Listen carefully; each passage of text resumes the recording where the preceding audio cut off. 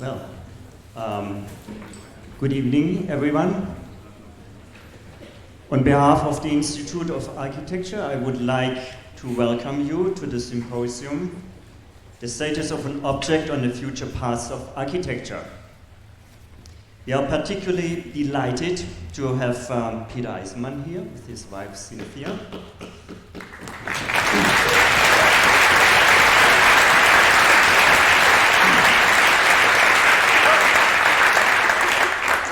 And as you know, this symposium is dedicated, of course, to Peter Eisenman.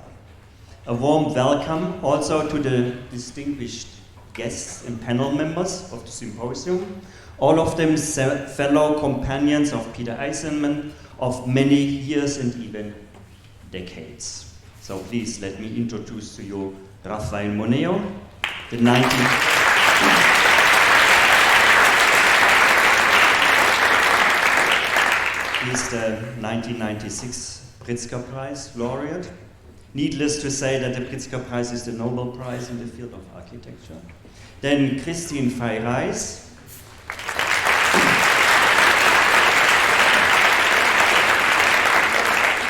founder and director of the unique architecture gallery Aedes. I think everybody knows it. Among the many accomplishments of Kristin is that back in, I guess, 1987, she has staged the first exhibition of the work of Peter Eisenman here in her gallery. Or maybe a little earlier. Okay, well, you tell us later. Then I welcome Kurt Forster.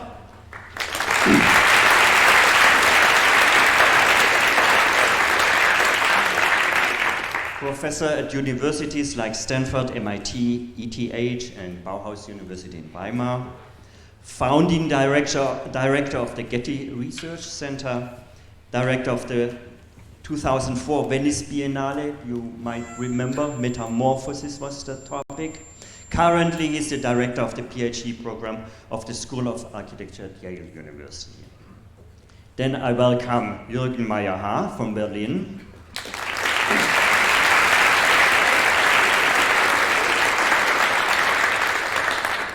He's a Berlin-based architect, globally renowned for his spectacular buildings, one has to say, and interior design and exhibition spaces.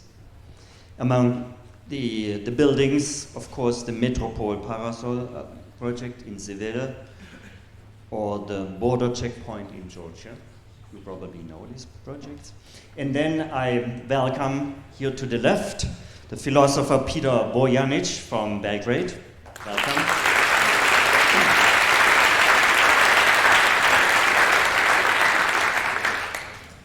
He's a philosopher of, I would say, Derridian descent. He deserves special merits for the engagement for promoting the philosophy of architecture. So my name is Jörg Gleiter. I'm the professor of architecture theory here at the Institute of Architecture, and I'm the managing director of the Institute. The team of the chair of architecture theory organized this event. So many things, thanks to Kristin Neumeister, Katrin Ritter, Sarah Gretsch, Klaus Platzkummer, Lydia Gasperoni, and the students that volunteered to organize the event. And special thanks also to our technicians. One of them is over there. Peter Fischer, Christoph Wedig, and Arthur Schmock, and their helpers.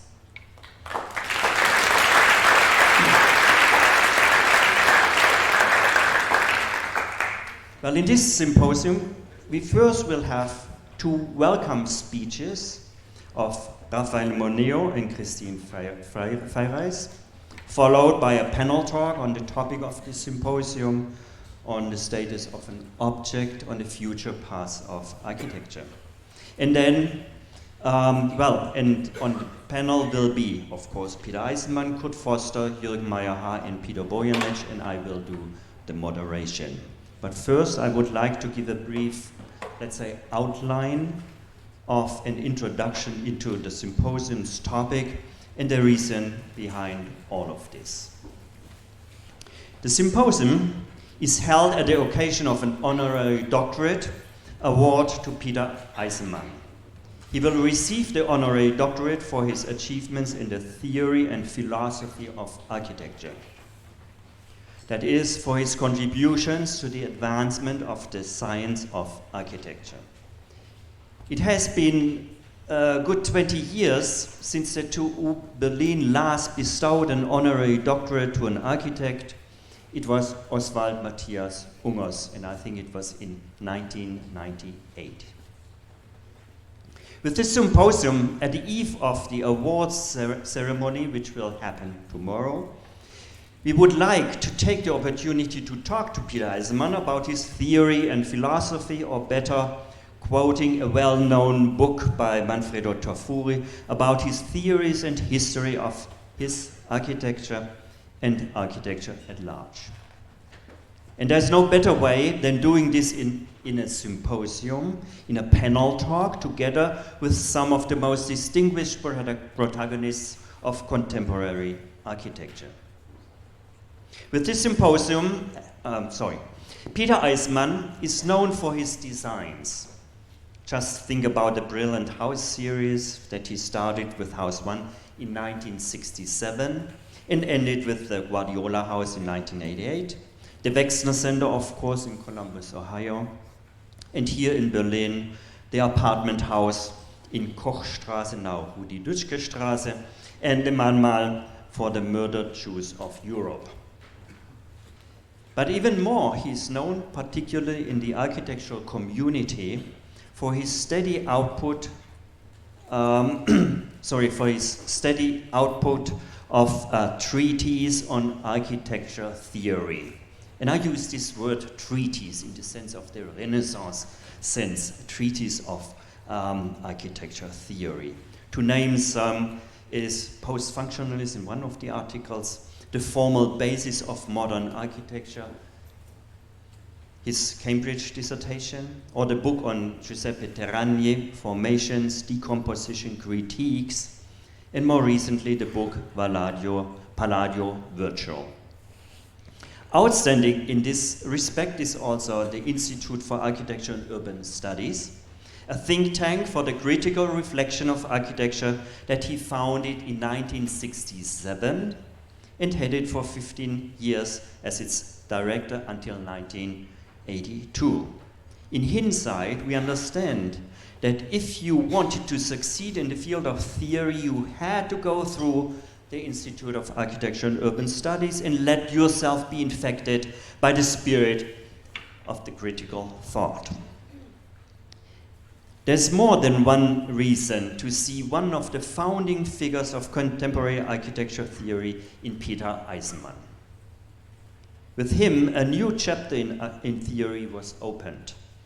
Theory became a systematic, methodologically driven reflection on the foundations of the discipline, and not just, as it had been the case since the latter part of the 19th century, the leisurely discourse on aesthetic judgment of art historians.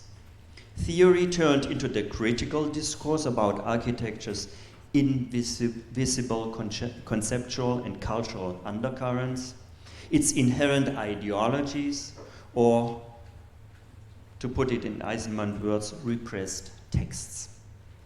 Eisenman deliberated the architecture discourse from the appropriation and domination by the art history and turned it where it originates, turned it to where it originated, architecture and architecture practice.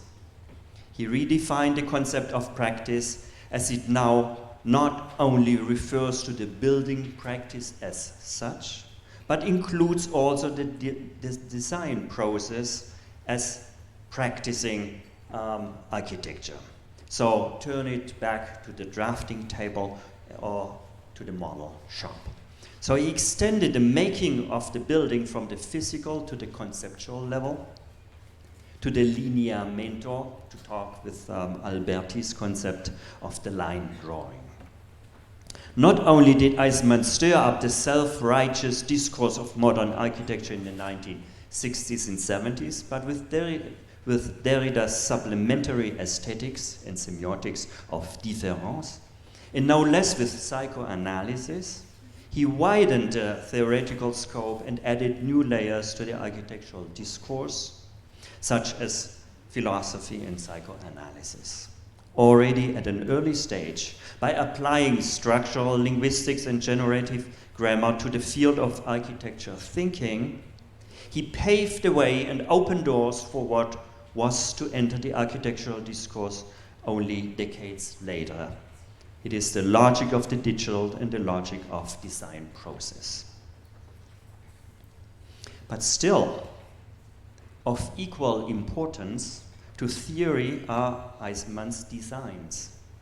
As for Eisenman, the design processes are less processes based upon certain theories, but more importantly, they are design processes that generate theory. Doubtlessly, the concept of design processes as research processes are a distinguishing feature of Eisenman's architecture practice. Before satisfying comfort and convenience, the design processes have to produce knowledge. This is what Eisenman calls the project, or in Italian, progetto. Project or progetto means that the design process cannot be brought to a halt unless it produced architectural knowledge. More pointedly and much debated, it is not the house in the first place that emerges from the design processes, but knowledge. And as we can add, critical knowledge about author, architecture, and the general cultural force field.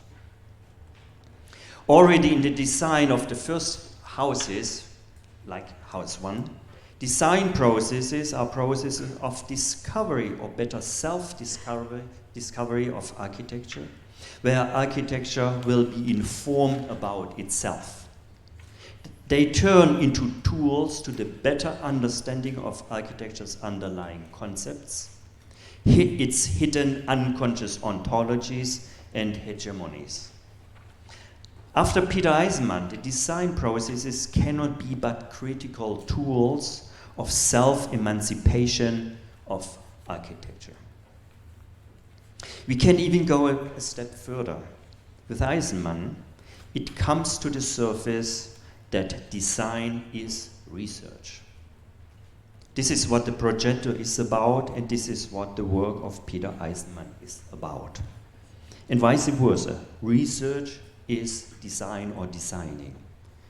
Through Eisenman, we learn that research only exists as a design process. There's no other way research happens in the context of a project. So research is project. With the progetto or the project, the long repressed concept of science of the Renaissance returns. With the progetto, we are able to reconnect to and extend and reconceptualize the concept of research to such eminent figures as Leon Battista Alberti, Daniele Barbaro, Vincenzo Scamozzi, Giovanni Battista Aleotti, and others. Architettura è scienza, so architecture is science. A distinction must be made, though, between projects that are based on theory and projects that produce theory. While in the most cases, the practice of architecture moves somehow in between the two extremes. There is at least one more thing, though, to be stated. All architectural work is based on theory, as implicit and as unconscious as this may be. There is no architecture out there that is not grounded in preset matrices, established conventions, or preconceived models how to do things. We know that from our everyday life, as in our everyday routine, we follow certain unconscious models. It is these models of behavior that enable us to create a certain semantics that guarantees intersubjective communication. And so it happens in architecture. Design as process of theory production challenges these notions. It challenges the cultural unconscious.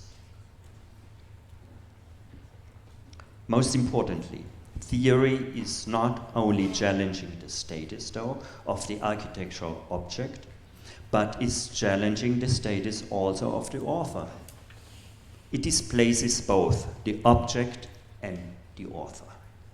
Theory has the potential to bring the repressed text of object and author to the fore, making visible the hidden agenda, the ideologies and metaphysical presumptions inherent in the object and in the author. Theory means making the implicit explicit, making the hidden concept visible, perceptible, and communicable. With the effect that theory that makes the inherent logical undercurrents visible turns the object into a mirror object of subject and object, maybe very much in the Lacanian sense. Eventually, we can talk of a multiple double bind of architecture, for example, the double bind of design and research. Secondly, the double bind of object and author. And thirdly, the double bind of past and future. Hence, the title of the symposium, The Status of an Object on the Future Paths of Architecture. So much for my introductory remarks. Of course, there's a lot more to say. The intention was, though, only somehow to flag the territory of the symposium, and it will be the panel members to somehow elaborate on this and extend, of course, the arguments. Now, let's start with the two welcome speeches of Rafael Moneo and then Kristin Feireiss. The welcome speeches will be followed, as already explained by the panel talk. So, Rafael Moneo, please, the floor is yours.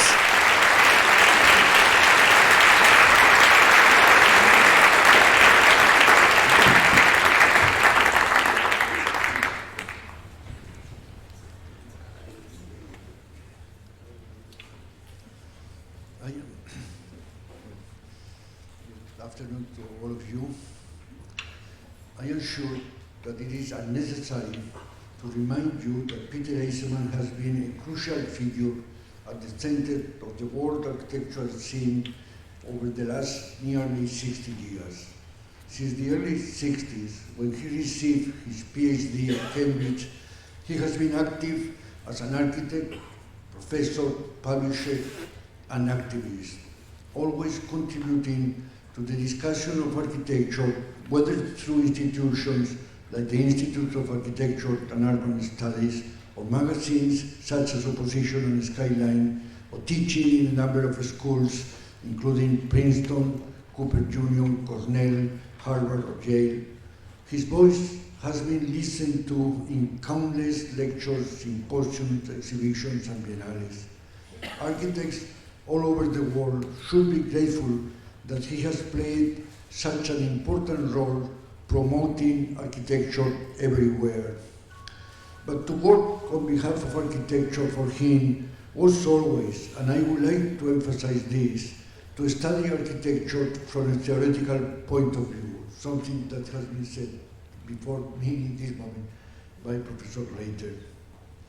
To look at architecture as a field of knowledge which deserves to be considered within the same category as philosophy or whatever other science has always been one of his primary objectives, to liberate architecture from the ties that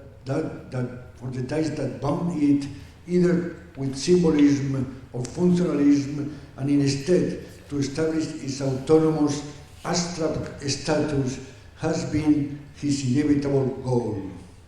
An architecture that forgets its instrumental duties once discovered its actual being.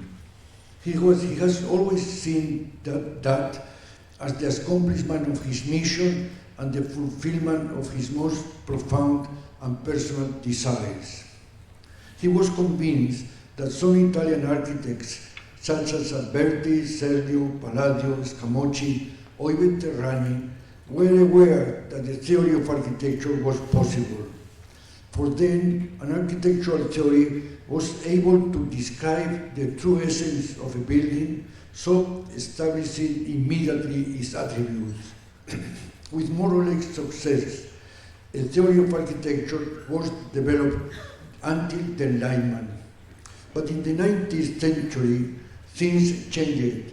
At that time, the theory of architecture seemed to be in the hands of historians and scholars.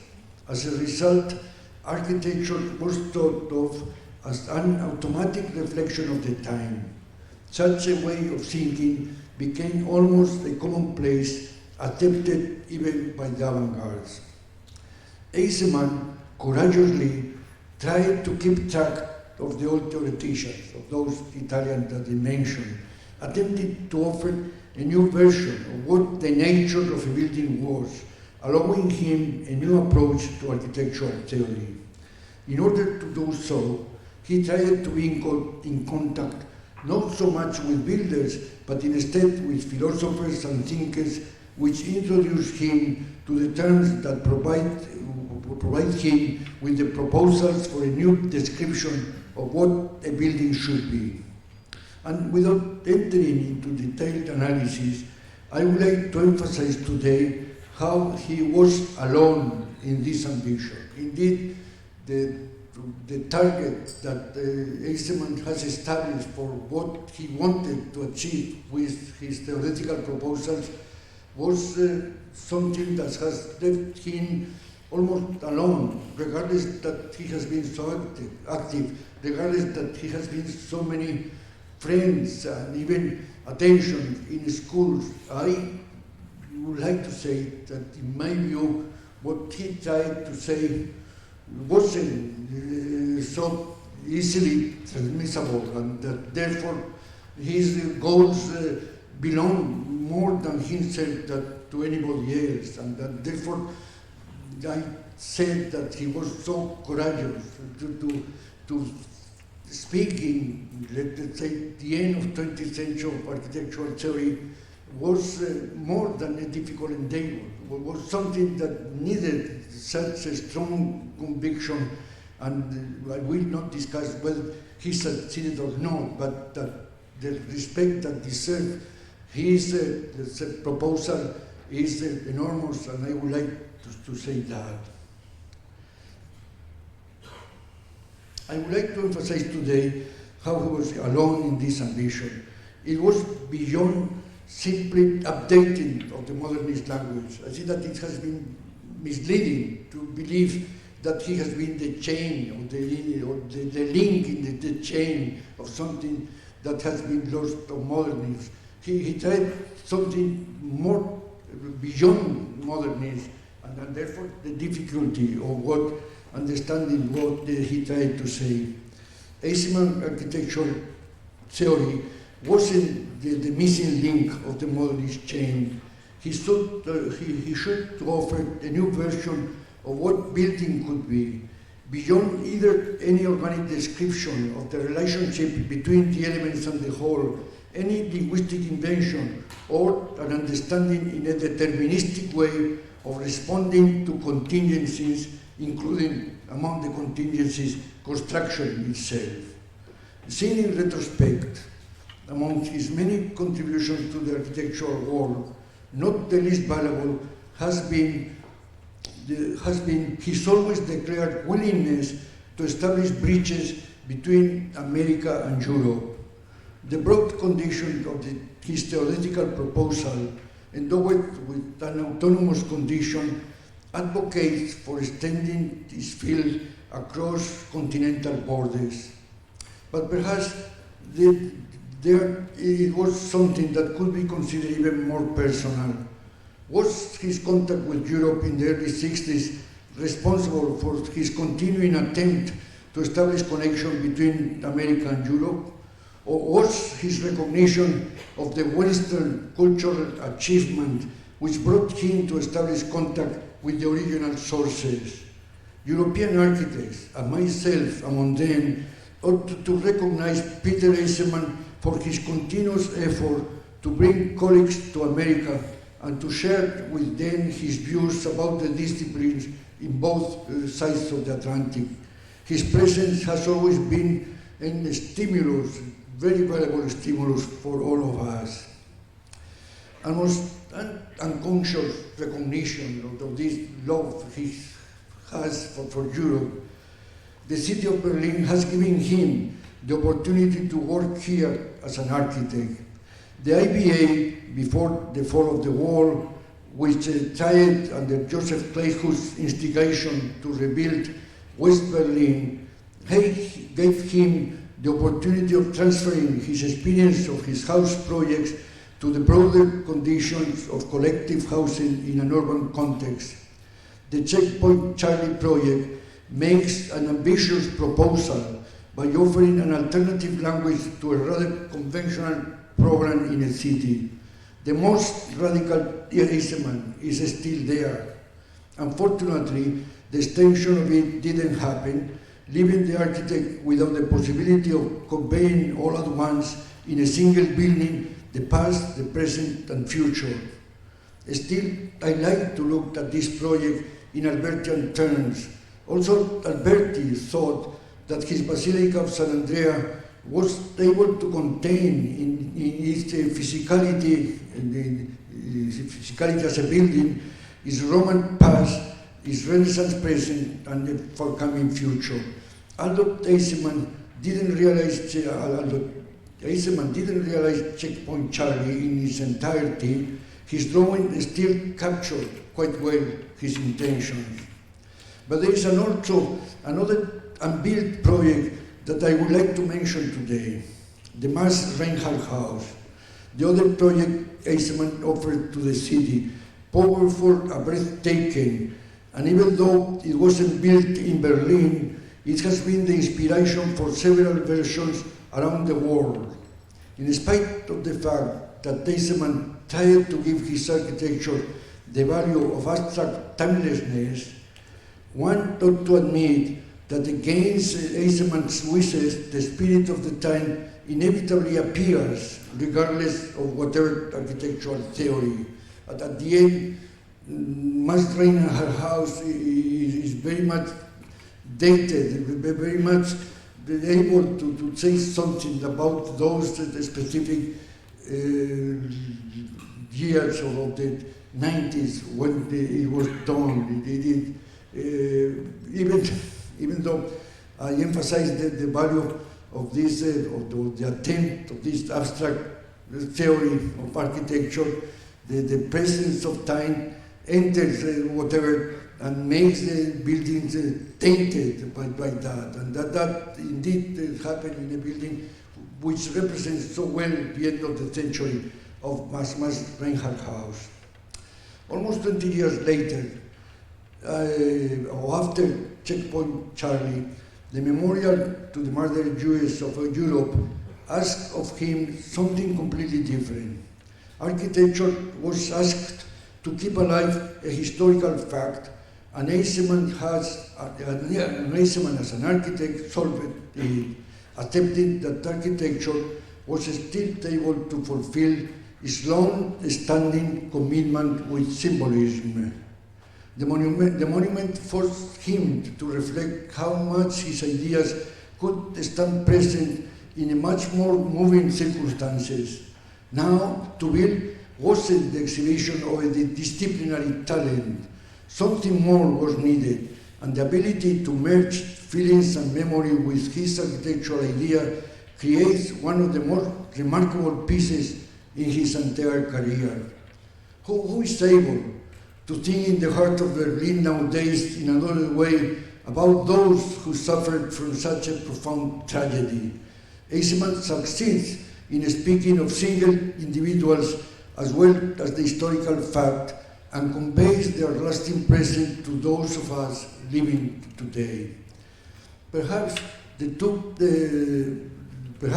two later projects showed how theoretical Eisenman envisions were valuable to keep alive the old architectural commitment. There is a moment when if new architectural theory was able to forget and to ignore completely what the past architectural theory was.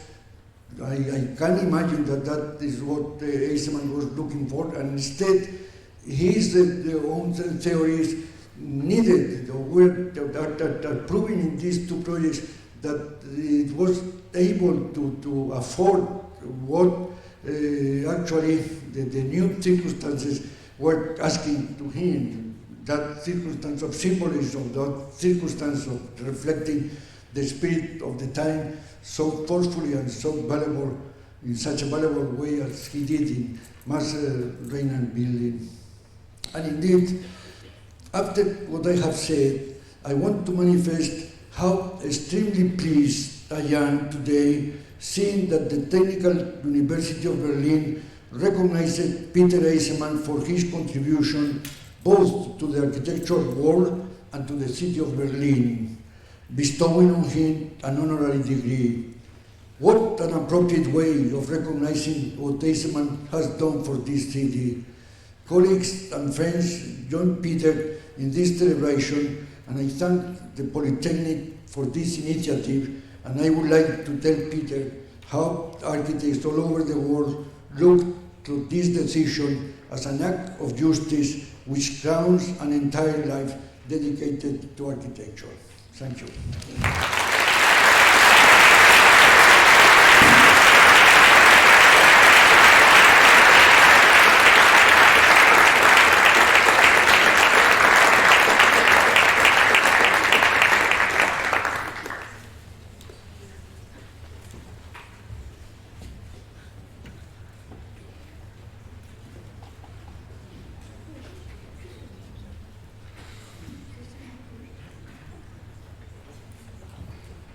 Thank you, Jörg, and thank you, Rafael, for this excellent, excellent lecture. Thank you very, very much. Dear Peter, dear Cynthia, where are you? You are a bit far away from your husband. Dear Rafael, dear Kurt, dear Jörg, dear friends and admirers of our guest of honor, and possibly some critics. Otherwise, it would not be Peter Eisenman. A warm welcome also from me to you all.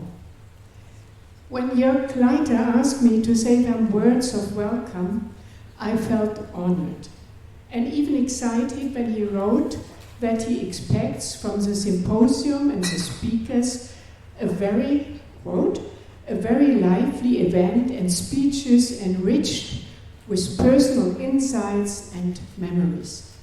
Dear Jörg, I will try my best to meet your expectations and go down memory lane with you all.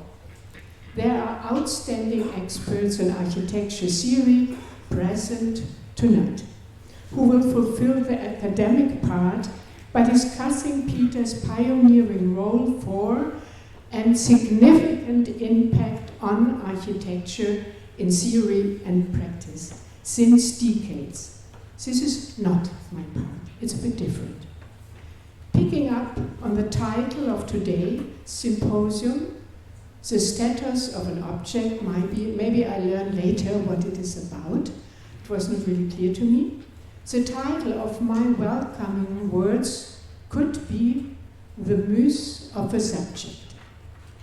And this unique, extraordinary, brilliant, provocative, courage, dialectical, gifted and highly intellectual subject are you, Peter, as architect, theorist, philosopher, educator, and personality.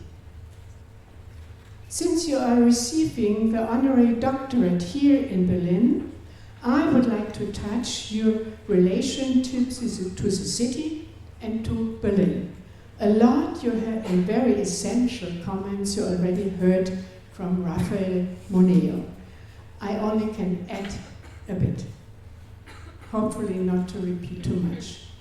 Already in 1982, this is definitely long ago, Raymond Abraham and you, Peter, as participants of the International Building Exhibition in Berlin, showed up at our recently opened tiny Edis gallery at Sabineplatz. Me and my partner Helga Retzer, who died in a car accident 2 years later, had invited you both, together with Zaha Hadid, Cedric Pice, Peter Cook, John Halo, Rem Koolhaas, and some others, to take part in an exhibition, Architecture Visions, Concept of the 90s. We were commissioned to curate at the renowned Kunsthalle in Hamburg. I do not know who have seen that. It was a great success and the first exhibition the Kunsthalle ever did on architecture. It's long ago. The opening was in summer 1984. Do you remember, Peter? 2 years later, Peter Eisenman finished the house at Checkpoint Charlie, where Rafael had talked about, in an area where, right now, a controversial discussion on the built future of this historical important location take place. Peter, I think we actually could need your advice. Maybe you know about that, maybe we tell you the story. It's a complicated story and we hope it will end up positive. This was long before he won the Holocaust Memorial Competition, the embodiment of the ongoing process of a continuous confronting consciousness confronting the country's Nazi past.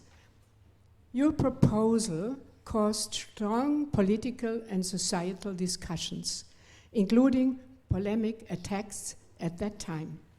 By now, the Holocaust Memorial is a central place for Berlin and Germany because it sharpens a culture of remembrance which is essential for the identity of the Federal Republic of Germany. Dear Peter, this is also a good example for your character, as far as I know it. You never give up. It would simply not match your personality. However, 16 years before the inauguration of the Holocaust Memorial in 2005, we did the first exhibition with Peter Eisenman at Edes on the already mentioned Guardiola House, one of my favorite exhibitions in nearly 40 years of Edes.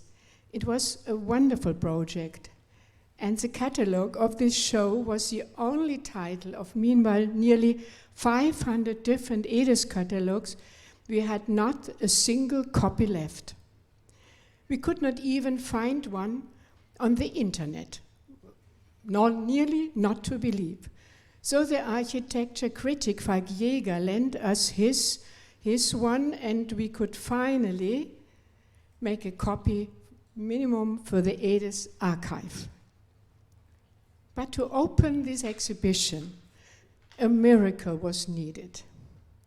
And it happened. Oh, I give my here. This is too technical. And it happened. To get all original drawings for his show, I visited Peter in his office in New York and took the carefully packed material with me. But when I arrived at Frankfurt Airport, I was close to a heart attack. Looking at the conveyor belt, the package was damaged, and each original drawing arrived slowly, one after the other on the belt. None of them were damaged. I'm not sure, Peter, if you know this story. No, okay. But because it was ending so wonderfully, I said, no. Later, somewhen, I will talk you the story. This luckily did not happen years later when we showed another exhibition with Peter at Edes in 1991, an innovative city planning project called Unfolding Frankfurt, the possibility of a new urbanism. I just heard that Jörg Gleiter was in your office at that time and was also somehow involved. However, I would like to come back to the topic memorial, because another special story with Peter comes to my mind. During my time as director of the Netherlands Architecture Institute in Rotterdam, we hosted one of the internationally renowned ANI conferences, a series of symposia conceptualized by Cynthia Davidson. Was it anywhere, anytime, anyone, anyhow? I just heard from Cynthia that this conference in Rotterdam was anyhow. At the first evening of the conference, Peter gave a lecture on the difference between memorial and monument. Quite interesting at the NEI auditorium. More than an hour before, hundreds of students were already waiting to get in. It was, Peter, a remarkable lecture. But when Peter finished and the next speaker came on stage, all students were ready to leave. They obviously got what they came for. I had to literally stop them from leaving the auditorium, explaining them that it's not very polite and even a bit ignorant to listen only to their hero, Peter Eisenman, but that they can also learn from the other speakers. I don't know if they believed me, but they all stayed. Dear Peter, the little story tells actually less about the students, but more about you. To describe your personality in one sentence, I would say it this way. You are a fascinating blending of a guru, a bit of Hans Pölzig with his high forehead, the round glasses and the bow tie, a pop star, and the Joker Jack Nicholson played in the early Batman movie. I also remember the time when you, Peter, and John Hayduk, a great human being and friend, were the most powerful and influential figures at Cooper Union for decades. I am convinced that the ongoing dialectic and partly controversial discourse between you two exceptional personalities made Cooper Union worldwide a unique, spiritual, experimental, unconventional place for architecture education. The fascination you exert on students, my partner Hans-Jürgen Kommerl and I experienced at the lecture you gave 2010 at our EDES Network campus before the opening of your exhibition, City of Culture of Galicia, Santiago de Compostela. The auditorium was normal when you were talking. Looking here today, it's the same.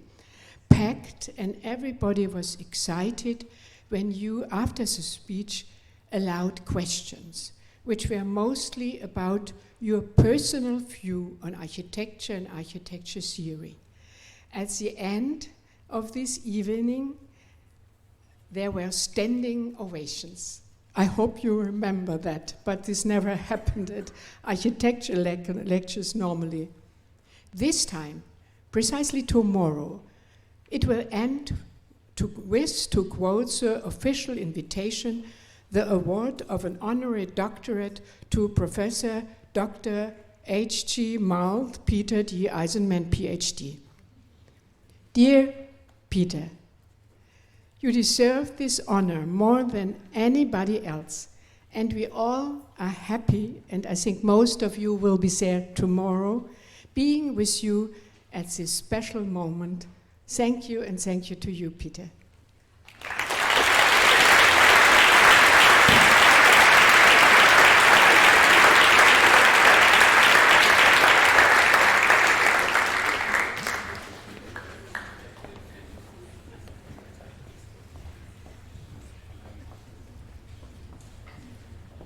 So, thank you very much to Kristin and Rafael, and for this really personal insights. And we move now on to the second part of the symposium, now to our panel talk. And I would like to ask the panelists to come here to on the stage, and also Peter Eisenman, of course.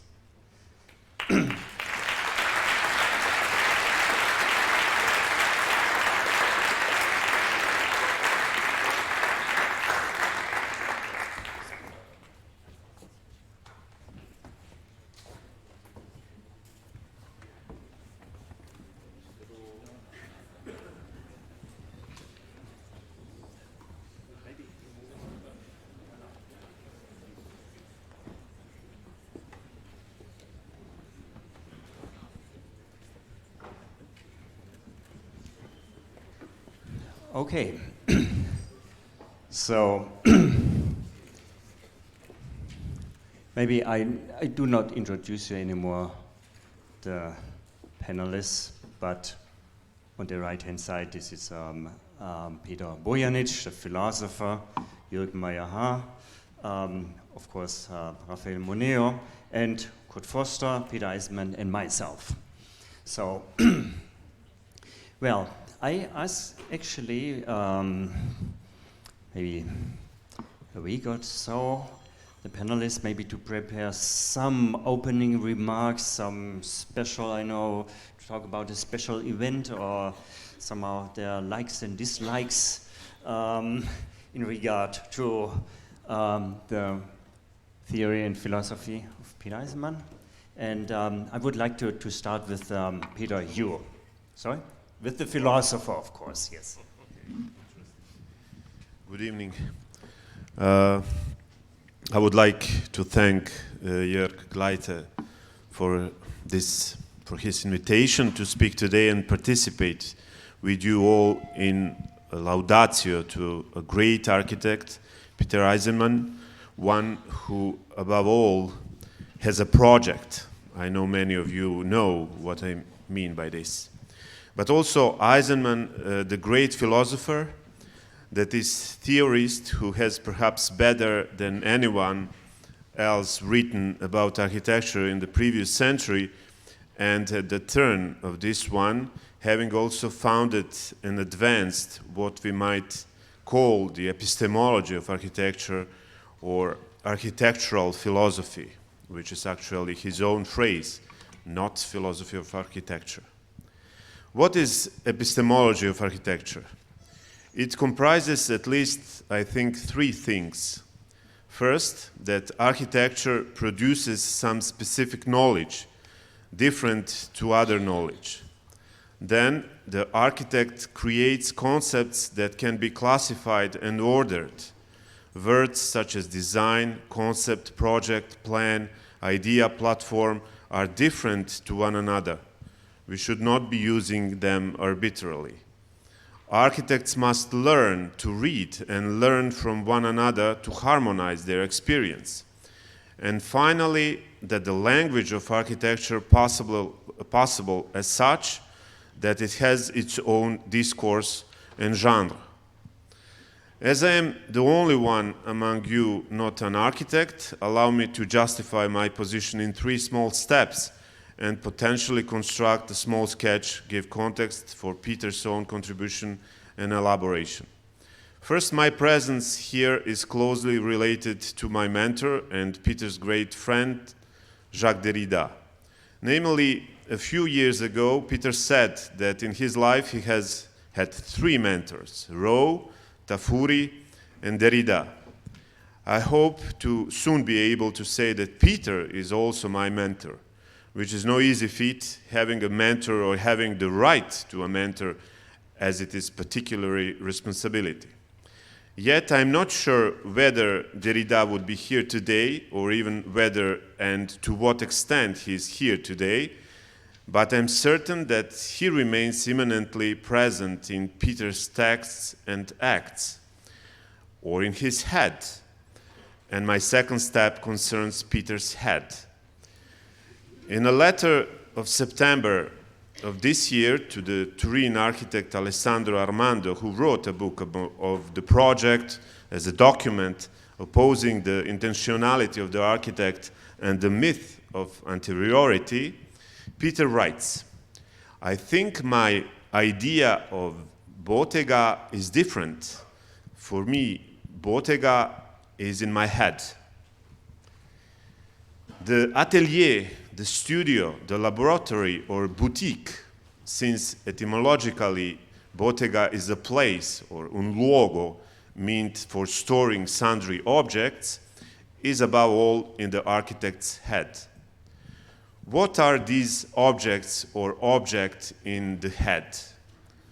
The title we gave to the Serbo-Croatian translation of Peter Eisenman's collection of text was The Ideal Object of Architecture. Lest we forget, ideal object or ideality of the architectural object And Peter's text, Misreading Eisenman, contains the phrase, I quote, the object of ideal essence, as well as a few years ago in Belgrade, differentiating between, I quote, object as a mental construct from the actual object. Well, that ideal object or ideality of the architectural object is actually a paraphrase of the title of Derrida's 1957 unwritten doctoral thesis, I quote, the ideality of literary object. Derrida's sentence from Introduction to Husserl's Origin of Geometry, I quote, the ideal object is the absolute model of the object in general, implies that this ideal is actually regulative and opposed to object purely intentional, that is one kind, objects purely intentional, then objects that are intentional cum fundamento in re, this is distinction I borrow from Roman Ingarden, or opposed to ordinary physical objects, which Eisenman also calls, I quote, things in themselves. The third step, the last today, ought to take into account all the reservations Peter Eisenman has towards phenomenology, including Jacques Derrida. A great mentor always implies great resistance. Reservations to showing, for example, what the head ought to do, or what emerges from the head, or how distribution of various objects is conducted from the bottega. In a word, what is the project, or how do we project, that is design? We need another phenomenologist here to understand Peter Eisenman. Levinas's book on intuition in Husserl contains the phrase, I quote, one ideal structure of object. One ideal structure of object. And it displays rather well the nature of the ideal. The head, Eisenman's and other, does not contain objects. This would be nonsense, nor even the ideal or ideas. For this would be trivial, because everyone has ideas. Heads are brimming with ideas, meaning that the explanation is insufficient. Rather, this head, it contains the ideal of the object as such. The idea of something that has physical presence is precisely the conceptual or concept. In his famous text on conceptual architecture, Eisenman finds that, I quote, the idea within the thing itself is synonymous to conceptual structure of the thing itself. And finally, that the, I quote, the physical reality itself does have a conceptual aspect. What is the novelty here? Projecting, or to project is throwing something forth in front of oneself, is not projecting an object. One does not throw forward an object. The object is rather discovered, revealed, selected, exposed, presented before is, in French, vis-à-vis, in German, Gegenstand, by way of concept. In that sense, the project is a projection of the concept that is always the concept of the object, or the ideal of the object as such. The task of architecture is revealing the concepts of physical things and realizing objects in time. Process and design are two protocols that only appear at this point. Allow me finally to return to the beginning. When I mentioned that Eisenman has a project, and only a minimal number of architects have a project, says Eisenman, he could say, my project, yet would have difficulty explaining what it is he does. If we reconstruct the connection between project and object in the context of Eisenman's reflection on conceptual architecture, in his famous letter to his teacher, the 21-year-old Corbusier, uses the phrase mon concept, not mon projet, 3 times, we can say that having a project is to be able to objectivize the concept or the ideal of the object as such. This is probably, I think, the very definition of thinking architecture or thinking in architecture. Thank you. Thank you, Peter. I would like now to pass on the microphone to Kurt Forster.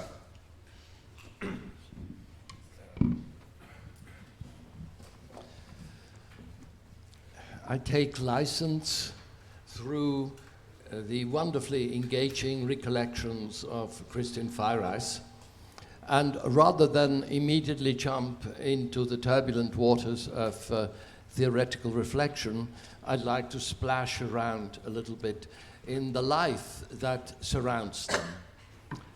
I remember the first time in my life that I went to listen to a lecture by Peter Eisenman. It was at Stanford University. I had come back from a couple of years in London, and I was floundering. I didn't quite know where I should go, what I should do, and I got word that Peter Eisenman was going to give a lecture. It didn't mean very much. I felt poorly informed, so I rushed to the library. That's, of course, what we always do when we're in search of an idea. Presumably, we're going to find it in the book. I was led down one of those strange byways and lanes and found the journal within which an article by Peter Eisenman had been published. I opened the journal, and I was not a little startled when I discovered that there was no article there. There were only the footnotes. You faced empty pages with little ciphers, figures distributed on the empty page.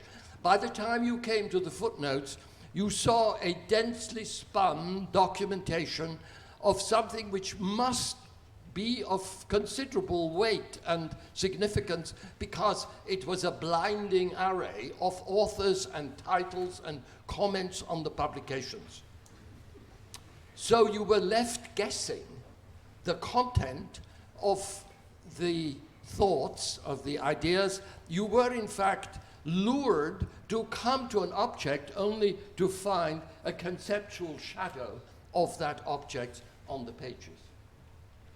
So that set one on a trail that is quite different from the way you explore someone's mind as a rule. Namely, you wouldn't rush from article to article to perhaps make the same disconcerting experience. You had to find a way of discovering, of imagining what this particular content might have been that would be supported by these little capillary notes that grounded it in a cultural discourse that we would be fairly familiar with.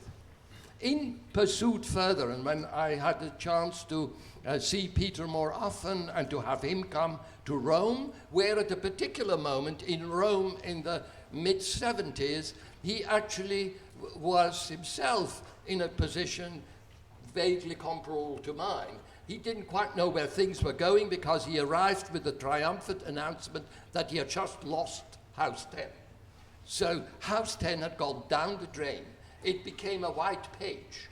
And in a sense, in order to understand what went into it, we would have to go on an exploration of all those things, those very important changes that had occurred between House 1 and House 10, and about which, in part, we have already heard comments, and some more I want to reserve for tomorrow, when it will fall to me another very daunting task to encapsulate in some way what Peter has done as the life of an architect, of a thinker about a practitioner, a teacher, an advocate of architecture. Another point that a little later dawned on me in the search for what may have filled those white pages, what may in fact be thought of as what had gone into the projects that this so radically differed from almost anything else we would have seen. When I sort of toyed with the name, I have a childish attachment to believing that a name has something to do with the object. Quite irrational and totally misguided, but deeply associated to the kind of perception, feeling, the sort of intuition that one develops, what might be in there, and why this particular person is called Mr. Guns, you know, or so.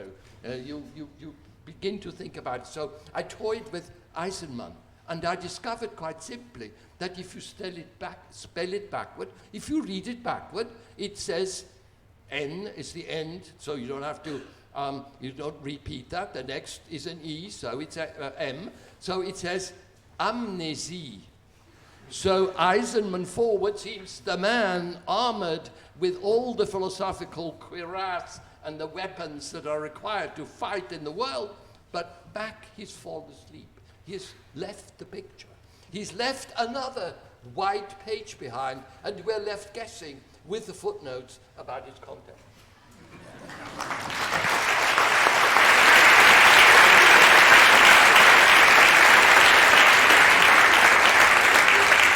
So thank you, Kurt. Fortunately, next to me doesn't sit a white page, but but as a matter of fact, it's impressing, this note on conceptual architectures. It's the image which remains the strongest somehow among all the images Peter has ever produced. And I would like now pass the word to the architect, to Jürgen, you.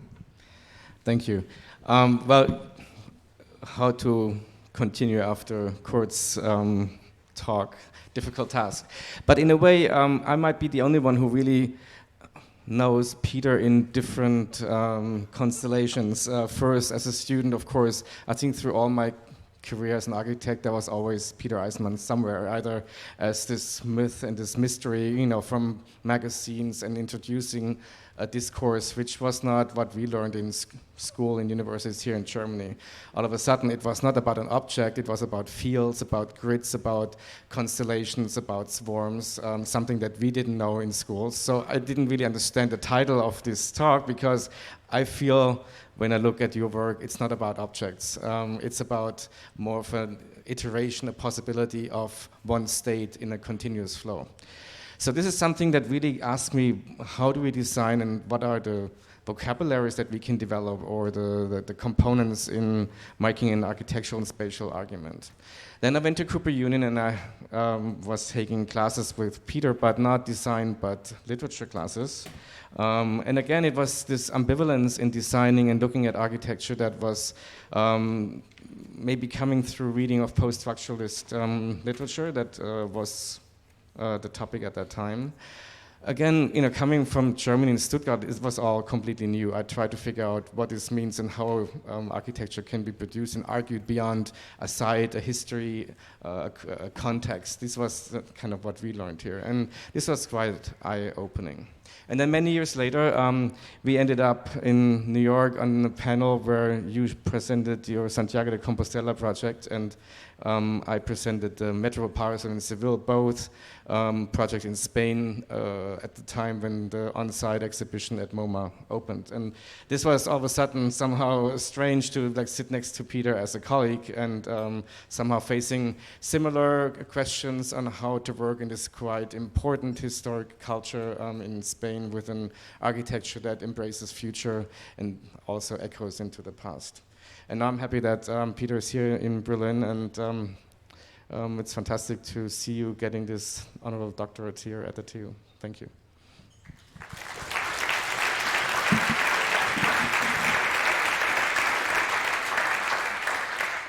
Yeah, thank you very much. Yes, the status of an object is a great question mark. And this question mark I would like now to ask Peter you what this question mark is about, the status of an object.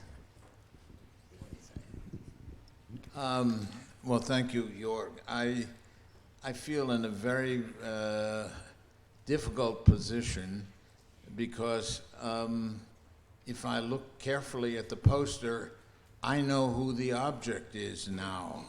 And I wasn't certain since I didn't think I qualified, but I became more suspicious because it's usually the status of the object. And when it wasn't the, but a specific pronoun, and, I should have known better. In any case, I tried my best to escape being up here because it's very difficult if you are an object to comment on your objecthood. In any case, I will make a few statements. Number one, I've always been interested in voids, in absences, and I always think of architectural space as being solid, and the best architectural spaces for me are, in a sense, object-like, even though they are voids. I'm reminded of two instances. One, Luigi Moretti's models, which in the magazine Spazio, which to me are stunning examples of how voids become objects. And in fact, we used the Moretti model in a competition recently. I cannot name what it is, but in any case, it was the Villa Adriana model, which has always stuck with me. And also the Villa Adriana as a model of what one would call multiplicity, diversity today. I think it is one of the great object lessons for anyone interested in precedence. The second was the use of the term virtual, in other words, thinking about virtuality. And for me, the book Palladio Virtual that we did together with my colleague Matt Roman was an attempt to make what was traces of past conditions that exist throughout Palladio as a virtual structure. And then I thought in the book that you cannot read and understand Palladio's work unless you understand the virtual structures that are operative in that work. So those are two examples of the condition. I will say that all of these people in many, many different ways have hit upon what is important to me. I was taken aback by Raphael's words, especially about the notion of being alone, and he stressed it to me. So you can look around and say, I'm not alone at all. I have a wonderful family and a wonderful wife, even though she's sitting far away, let's say. Sorry, Kristin. Only now, but I didn't realize that. But how can you be alone in the many people that are here, the many friends that have come, and being recognized by the institution? I do agree with Rafa that I've spent a lot of time alone. And I know what he means by that. I think all of us do spend a lot of time alone, even though we seem to be with a lot of company and a lot of friends and a lot of interesting things. I feel very much alone in my faculty at Yale, for example. Even though I share an office with Kurt Forster, I feel very alone because I've never seen him there. It'll change very soon. Yeah. In 12 years, we've been in the same office, a little teeny office, and I feel alone. as he must do. But No, I don't. okay. But Rafa said I was alone. I agree with him. You are alone. Yeah, I'm alone. I don't feel. Yeah.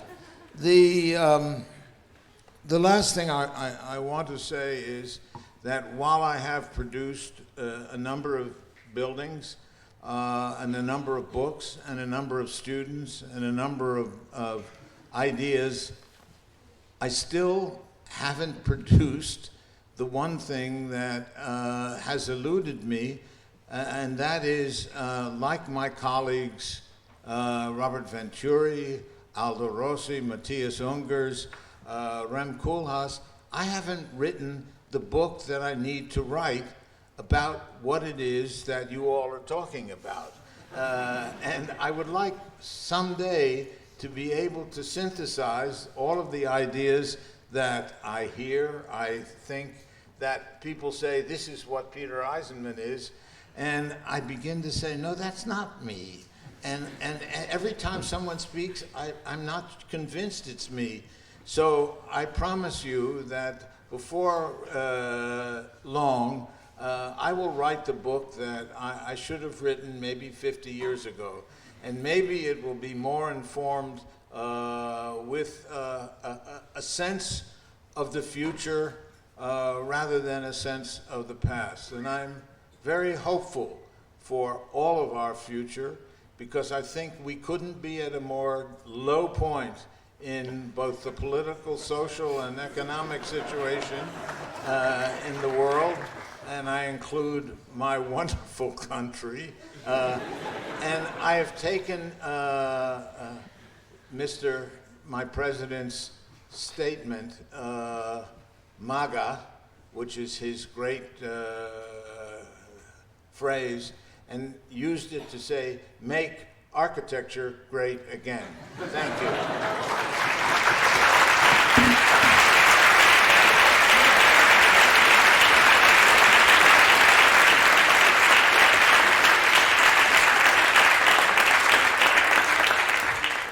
But I think now it's time for Rafael Moneo maybe to respond to it, because he threw the term alone and loneliness, which is not actually the same, into the ring. And please, I think I saw that you were making remarks, your notes and taking notes, and please. I think that I know perfectly what I want to say.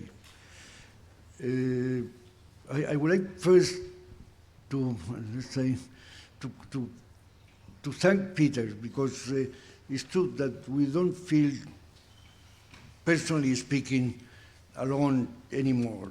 Peter has done a lot for just establishing links of friendship, and it's true that those who love and like architecture are many, and I find and I consider my friends those that are sharing the same interest in searching what is behind a building. And therefore, I would say that I never thought that you have been alone in personal terms. Just the contrary, you have been looking always to be and to help people to feel together, either making so many initiatives or just doing of teaching the heart of your entire life. But having said that, I thought to say that it was much more clear for people in the Renaissance to think about that they know what was behind the building, that they were still able to establish which should be the rightful relationship between the whole and the elements, that it has been many ways of explaining or trying to explain what is behind the building. In this very moment where we are, I find quite difficult to find out what is a building.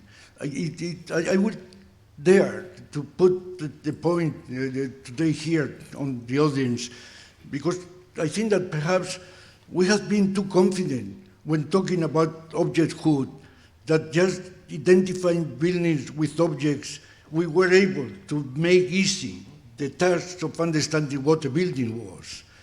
And I think that, and under this point of view, in my view, we have used too much of this concept just trying to finding that behind it is quite different to speak about objects than to speak about buildings.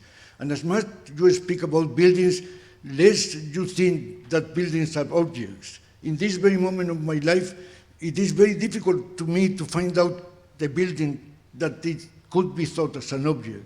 For me, more and more, I will need to make broader the idea of which kind of object a building is. And it's a moment when it's the entire city, and buildings are so much active in the city inevitably that I can't isolate so much the object as such. Then, having said that, I would say that if I look at the content of your theories, at the end, you have been always, throughout your career, trying to figuring out and to explain to the others, how do you do? You have not exaggerated, emphasizing the role of the process and saying what matters is just, you have said, and I quote, I wouldn't quote you wrongly, but you have written, a building is just frozen this process that has happened in the mind of the architect. Is that actually, is it true that buildings could be thought this way? I wouldn't say that buildings are only present in this theory, in this making themselves throughout the mind of the architect. So I think that I respect so much you to have been so courageous, of raising so high your idea that the theory of architect was still possible. In this moment, I think that to speak about the theory of architect, you will need to speak how the city has been built, which is the meaning of what you do in the whole of the entire history. And therefore, I guess that I will question myself whether or not you have been successful in making a theory, as much as I recognize the value of your courage, of your intellectual courage.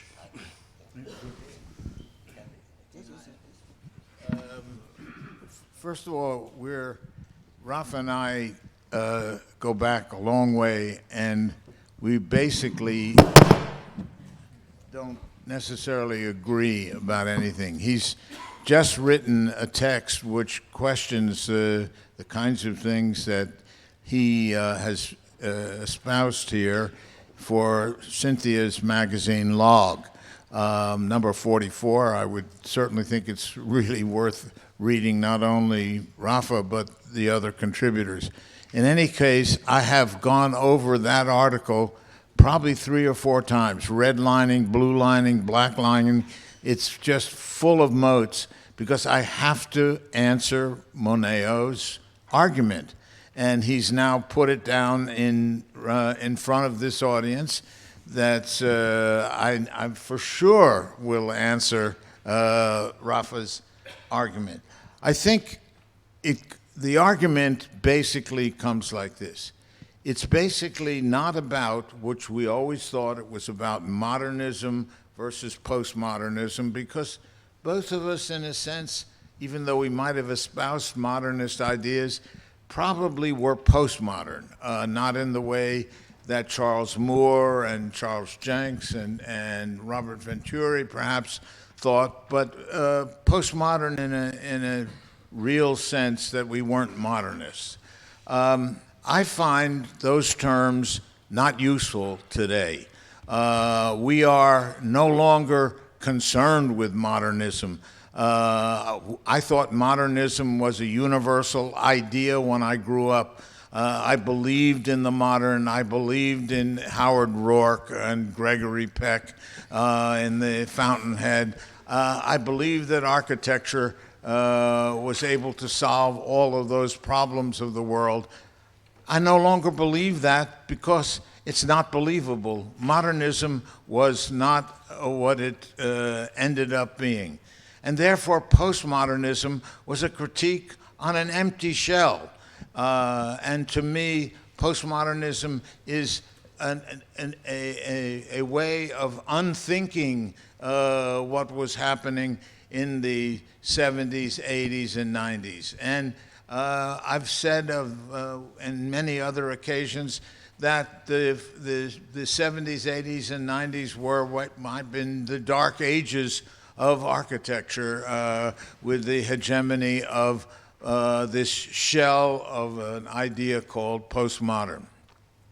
I'd rather go back and say what has always been the case, and what I think really truly separates Rafa from me are conditions that neither of us have any control over, but are endemic to our being. And that is a dialogue between abstraction and phenomena. I am unabashedly an abstractionist. I can't be any other way.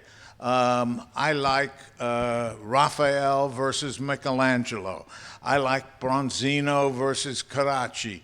I like any number of what I consider to be hard-edge conditions that have really nothing to do with materiality, phenomena, etc. And I think that Rafa's work, the work that I like the best, for example, is the Logroño Town Hall, which is to me an abstract work. But then other works which I also admire understand that deep down Rafa is interested in phenomena. And so we have to understand these differences because we cannot help be what we are. And so I'm going to try and lay out what I think are the conditions today for dealing with abstraction and phenomena, because it's necessary. And object-oriented ontology, the philosophic embodiment of objecthood, is nothing but contemporary phenomenology. And Peter Zumthor, Norberg Schultz, Joseph Rickward, I mean, I can go on and on, the sort of contingent of phenomenologies. And phenomenology is in, feeling is in, atmosphere is in, it's in the being. And I need to be alone, maybe, and suggest that there is a way of thinking about abstraction that has a certain energy today in the midst of all of this phenomena. Rafa. I don't think that life is so clearly divided as you said. You made the description of the world that is good and bad, and I would be able to say that abstraction is able to live isolated. I don't like when I like to probably more Raphael as an architect than Michelangelo, no doubt about that. But when you say that, you are depicting the reality that isn't so clearly divided. I don't want to use a bad word in just saying what you do, but it's a very Manichaean approach to things that I think that shouldn't happen. I mean, I like to think that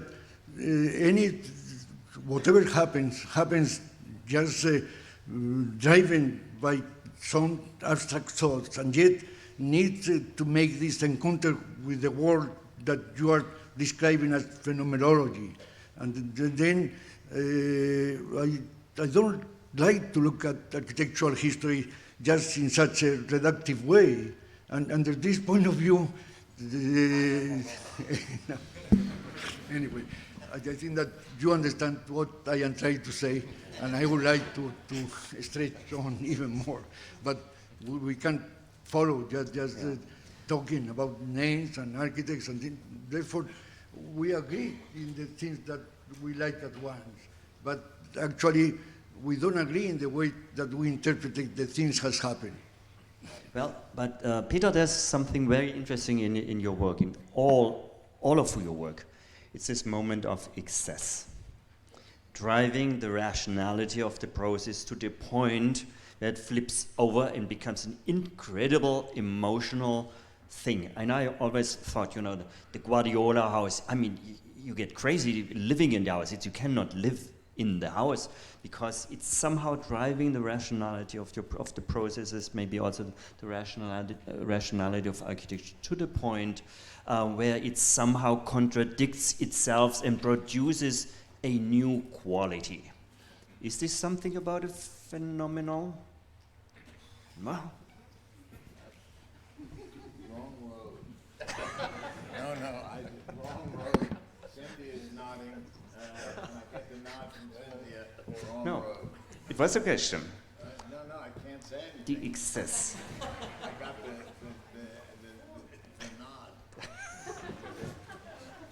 nod. Well, I was very happy to hear from Rafa. His emphasis placed on the unbuilt Reinhardt House in Berlin, which proves once more that there can be long legs growing on an idea even if it has actually never left its own spot.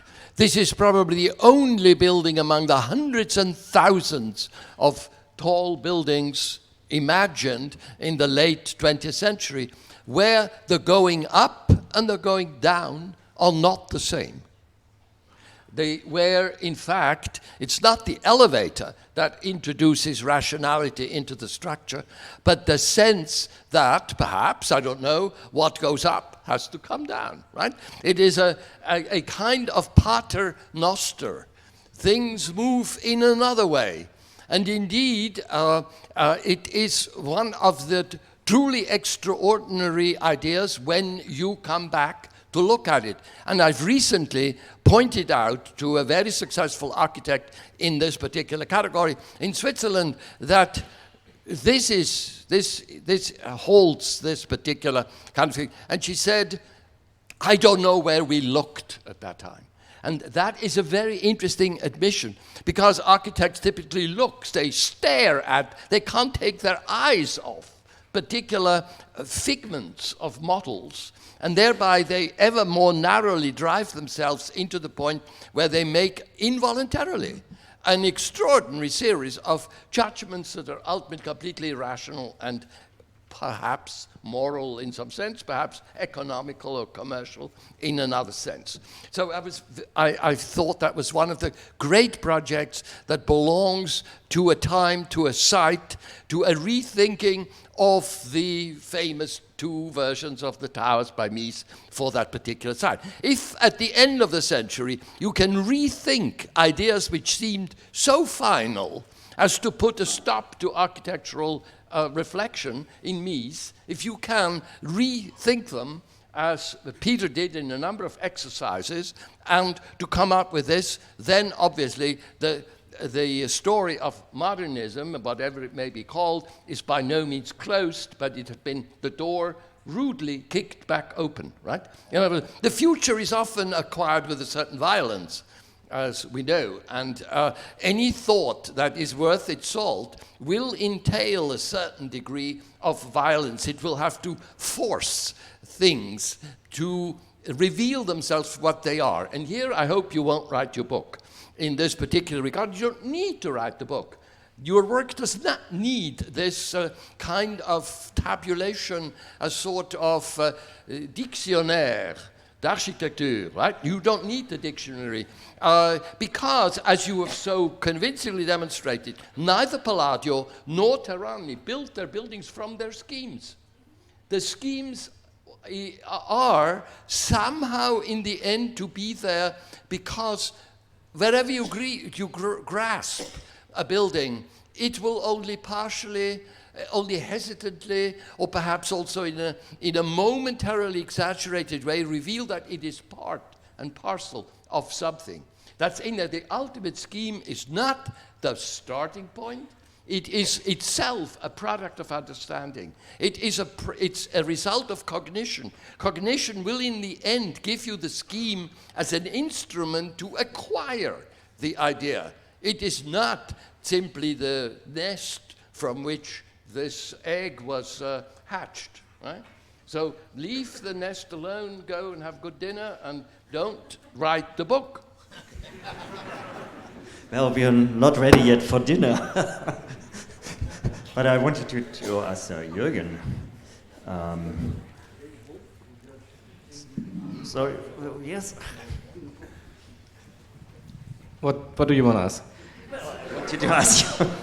I mean, your architecture, you know, it's based on, I don't know, you come up with schemes and diagrams, and how does this, is this implemented in your work? And then, you know, especially in regard to the question of the abstract to the figural, or actually it was the abstract versus the phenomenal. And the figural maybe might be something in between, I don't know.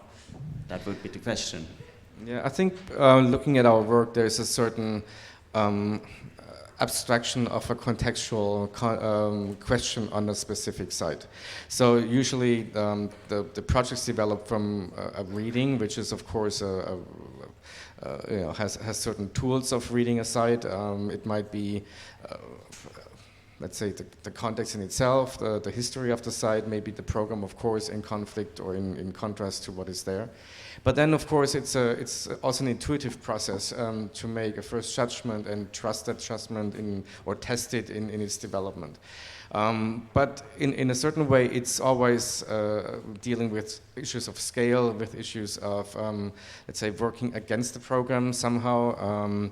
There's let's say an image that kind of holds a question about the proposal, and I would say that our buildings are more placeholders or questions rather than answers to a specific site. So that way, you know, the stronger maybe the question, the more let's say the more you're forced to rethink or to look back at the site and look at the possibilities, what might be possible or what could be the potential of that site. So in a certain way, it's different strategies or techniques, if you like, that deal with extensions, extrusions, that deal with scale changes or scale ambivalence, that are all somehow maybe tools of abstraction in a certain way, where a building is not really recognized as a building, but rather as a maybe sculptural starting point, like a raw version of a building, rather than everything that we know or want to know as tectonics, how buildings or projects are put together. So in a certain way, it's a confusion of, let's say, also landscape, building, elements like roof, walls, floors. It's melting or trying to decompose these, let's say, quite learned elements and structures of architecture. And in that way, it might be actually somehow in between what Rafael and Peter were saying, where there's a certain abstraction of something that is quite object-like, but also then melts back into its context. Yeah, thank you. I think we should also open the floor to the audience. If you have questions, please come forward. I think this is the chance. So, yeah. I think we have 2 microphones, right? Is this right? No? Herr Fischer, where are the microphones? Are there any questions to Eisenman, Rafael Moneo? Oh, not to him. He's dead. No. Okay, there's one over there. So raise your hand again. So it's you.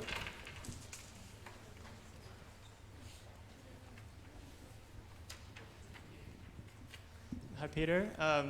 Besides this book that's looming in the future, is there anything you'd do different now that you're at this stage of your career?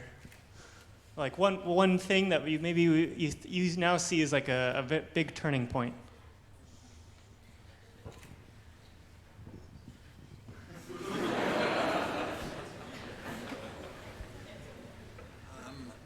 I don't have any, I mean, now that my one anxiety, the book that I should have written, it was told I shouldn't write by one of my gurus, I don't have anything left that I need to do. I love my life. every morning I get up and I look in the mirror and I say, I've got my whole life in front of me. So I got a lot of time to do lots of things that I don't know I need to do yet. But I'll assure you, I'll find some, maybe even tonight.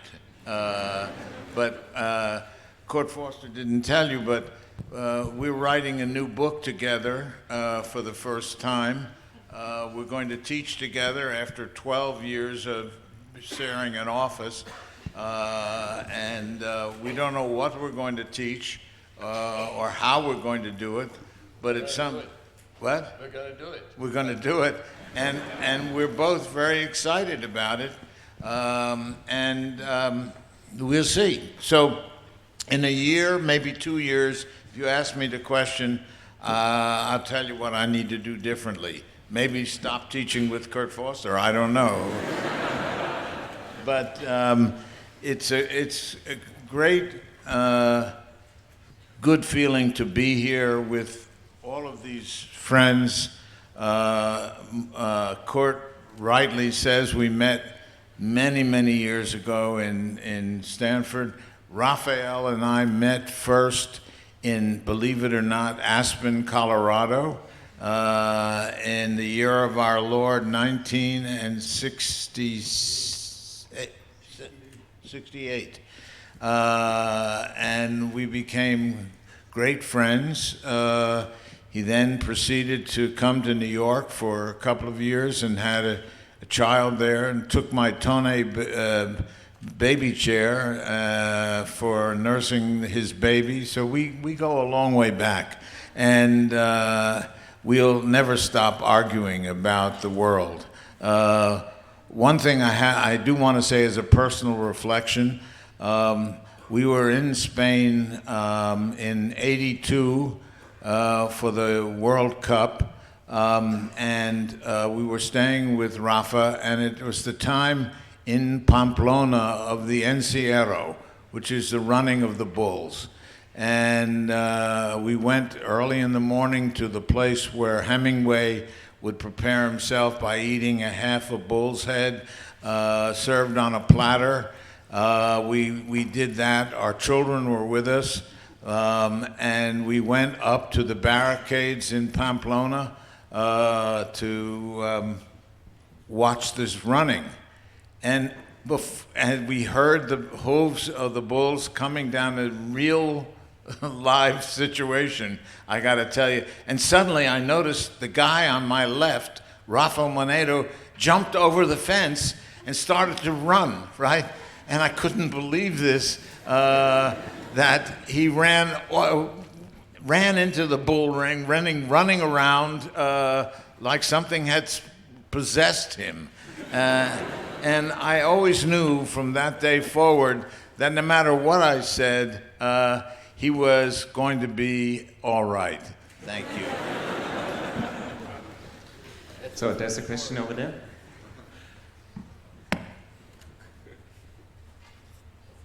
Thank you very much for the nice discussion that you had in the panel. You addressed that you are still in the postmodernist era, same as Rafael, and it was really well said. So I was wondering that you believe postmodernism is going to finish or is already finished, or what are the facts that distinguishes the contemporary architecture to call it postmodern or not anymore? Thank you. I would like to think that postmodernism ended in 1988 with the Decon show at MoMA, okay? That was an important burial. To have MoMA show that Decon, and if you look at the people who were in that show, they've all gone on to very enormously successful careers. I don't think Decon was long-lived, certainly not. But for me, what we teach and what we do is not as clear as it was, let's say, in the modern and prior to that. So I don't think we're anywhere. That's what I'm saying is we're due for something. I was saying to a group of students earlier that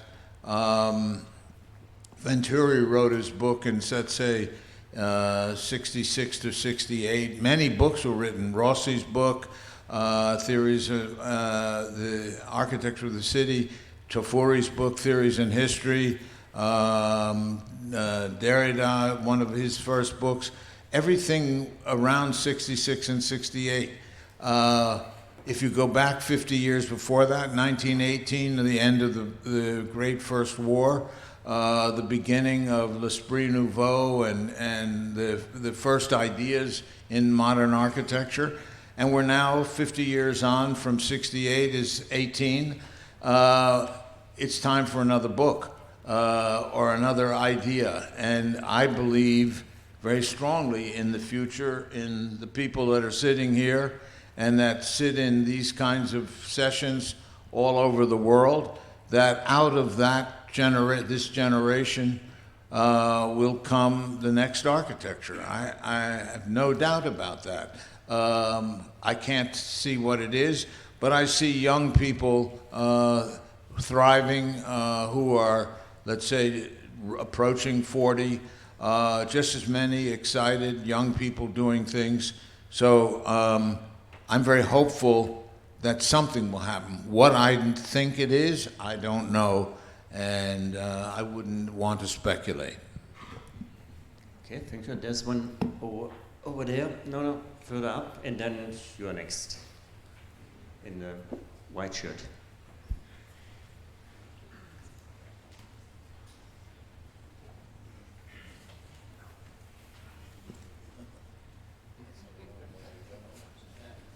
Thank you. I'm really not so good in English, but I try to explain my question good.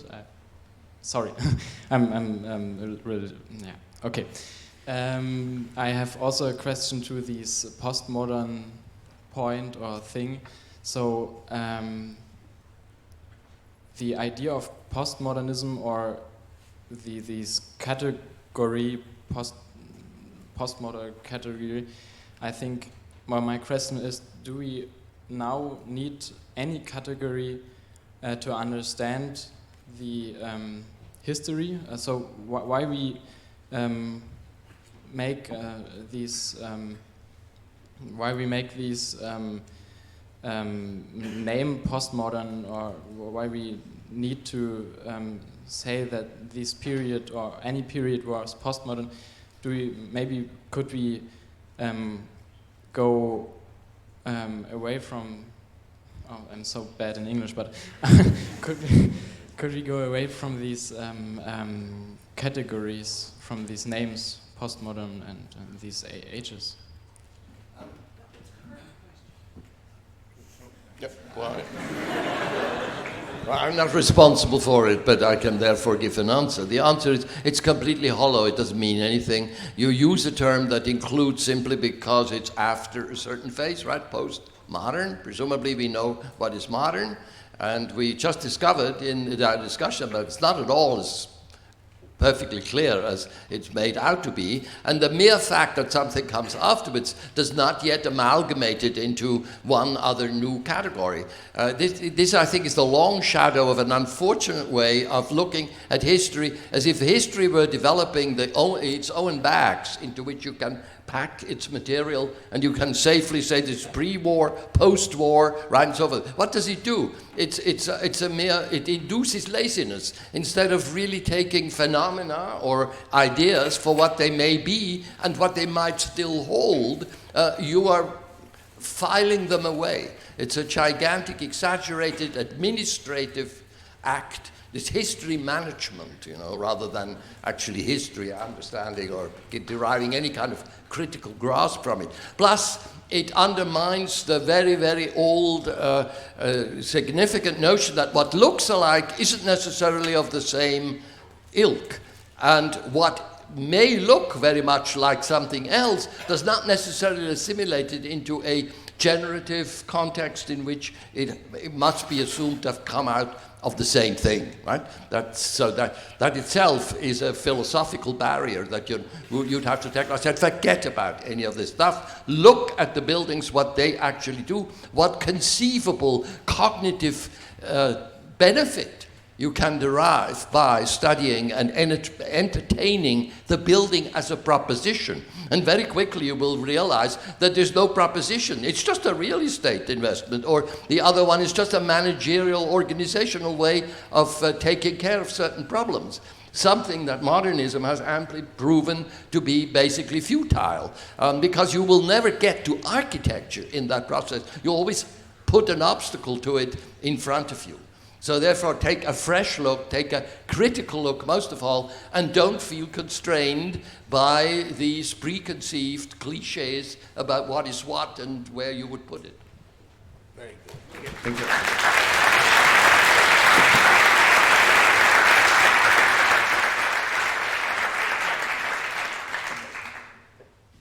Peter, here I am. Most wonderful to see you in Berlin. Actually, hearing you talk about, what shall I say, the hard-edged condition and abstraction, and implying in the same fashion you're turning away from materiality, a certain renunciation of materiality tonight, and hearing Kurt also bringing up the semordnilepic nature of your name that is read backwards. It reads amnesia, amnesie in German. I think it's eminently clear for every German-speaking person in the room that Eisenman contains iron, one of the most substantial materials in architecture. But Peter also coming from Petra, Greek, meaning stone or rock. So perhaps an architect with your name having one of the two most important materials in your name only had to turn away from materiality in a certain way. I agree.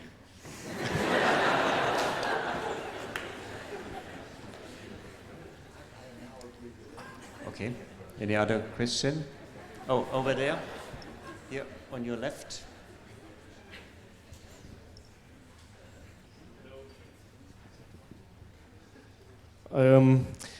My question is, you made architecture in former times, or perhaps today also you think architecture by searching some, like an archaeology, in an archaeological way, yes, and to find some grids or something that perhaps then in the future gets the past, but it is also a question. So I would be interested if you want to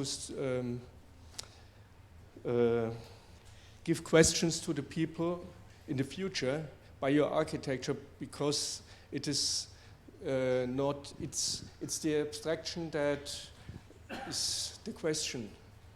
It's not only archaeological and showing past things, but also future things.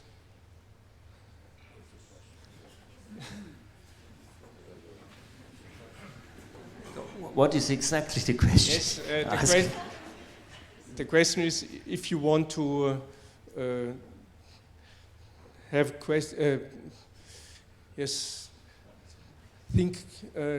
make people thinking about architecture, yes. In the future, yes. In a long way, so yes. they have to search for the roots, like you did. Yes. Okay.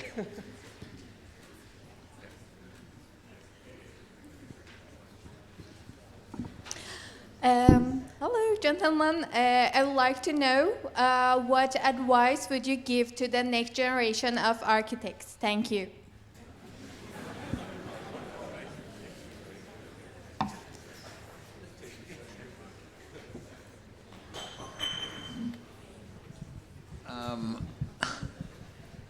I have to be careful because I wouldn't allow any of my 4 children to be architects.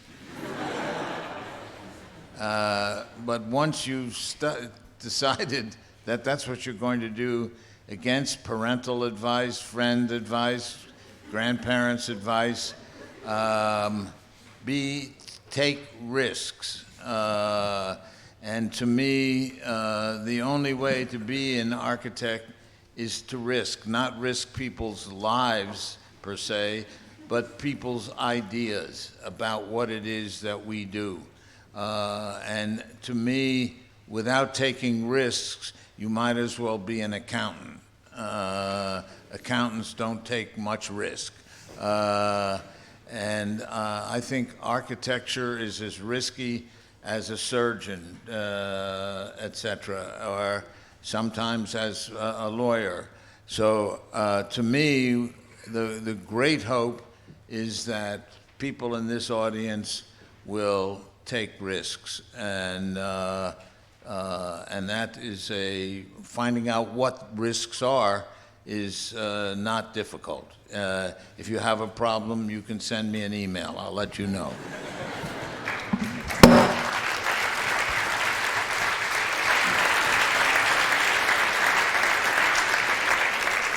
So we can maybe allow two more. There are three more questions, and then I think we should bring it to an end.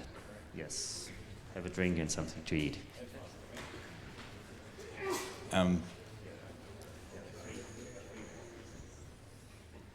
Okay. Me? It's Jörg, it's you. Okay. Yes, I have a question. What do you exactly mean when you say, or did you say, I love abstraction? Or what about this concept of abstraction? How do you understand it? As kind of a rationalism, that we are able to recognize rational laws in reality? Or do you understand this concept in a different way, that we can recognize like ideas?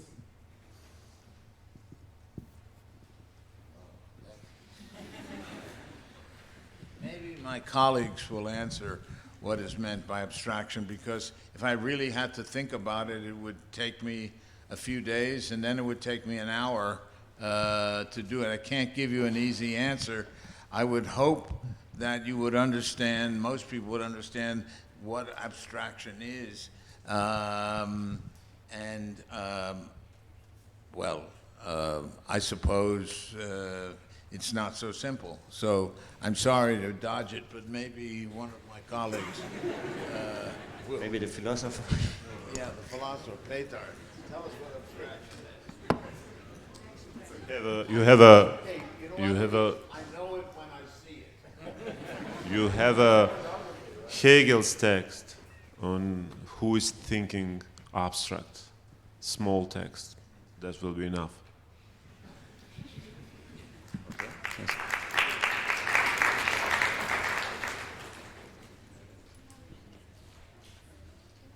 Thank you for the very lovely talk. My apologies, but my question was also related to the notion of abstraction. And I have a feeling that today's architecture is becoming even more abstract, but maybe in a different sense than what you have talked about. And for example, the virtual architecture or invisible stuff. And I am interested in your opinion on those contemporary ever-changing abstract becoming architecture. Thank you.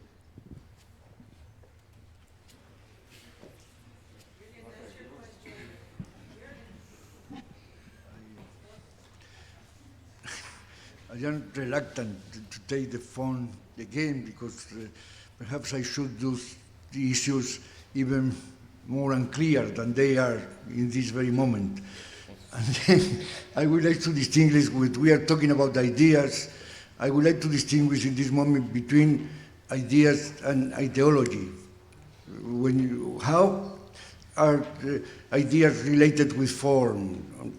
We would be able to discuss about it a lot, and then that is a more, let's say, more, you have more references to speak about this way of dealing ideas with form. But then later, when you go into the ideology, in this very moment, I think that one of the things that we are missing as architects is that because we have so few, so scarce contact with actually who are promoting buildings and what we do, we feel that we are not helped by anybody ideology when we very much will need that to find out exactly what we would like to do. Therefore, I think that the idea is a too vague concept to speak about. It seems that is sanctified and seems that talking about ideas, everything is already down. And yet, I would like to be helped by what we should do, what we build. That when you think in great moments in architectural history, I think that the architects were very much abhorred by those who were sponsoring buildings, and that helped to give the buildings the actual ideological content. That is something that very much is failing in today's architecture. Today it will be very difficult to find out or to be able to do the ideological judgment that Tafuri did in the best moments when he spoke about Renaissance or Baroque architects. Today it would be quite difficult to transfer into the architecture we see in the magazines which ideological world is behind. You are able perhaps to discover some formal way of dealing, some diagram, some way of dealing volumes or whatever, but I wouldn't dare to say that that is an actual idea. I would like better to find out which is the formal atmosphere which reflects actually what the times are asking for. In this moment, I have the sense that we are very much driven by the management, things that are very much driven when somebody speaks about as an architectural concept of bigness. Bigness, it's true that the larger scale of a building affects what a building is, but how many times bigness is only an issue related with managing the work? It can be said that bigness is an architectural category. And then in this moment, I will be able to find out and identify some ideological content behind the idea of bigness. I think that we architects are in a moment when it's very difficult to believe that society is asking us what normally society has asked architects before nowadays, and then to reflect about the meaning of the profession and finding so clearly as possible which role we are playing would be crucial for understanding exactly what architecture and buildings could be. But they are, as I said, very slippery concepts that I wondered whether too optimistic for ending the afternoon of celebration as this is. And therefore, I would like to celebrate the great moments in Peter's architectural life, either as writer and as an architect, and find out that it would be difficult to find out which and how to describe the theory behind them. Yeah? Okay, thank you. There's up there on the top, hilltop, one last question, please. Thank you very much for the amazing event tonight. It's a privilege to be here. First, I'd like to send regards to Peter from an architect friend from Peru, whose name is Ricardo Cardenas, who worked in your office many years ago. Probably you don't remember him, but he has great memories about the time he spent with you. Secondly, as an architect, trained architect who now dedicates to art, I'm really interested in knowing what kind of thoughts or ideas a project like the Holocaust Memorial in relation to the approach you have when you work in architecture may differ, let's say, or might be unique. How is it? Is it a sculpture? Is it public art? Is it a building? I'm really interested in knowing what is your take as an architect who approaches such a deep and magnificent project.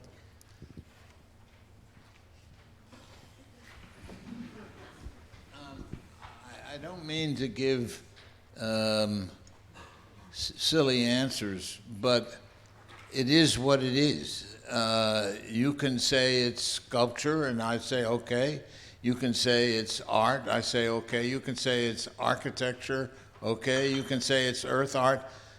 It doesn't change what's there.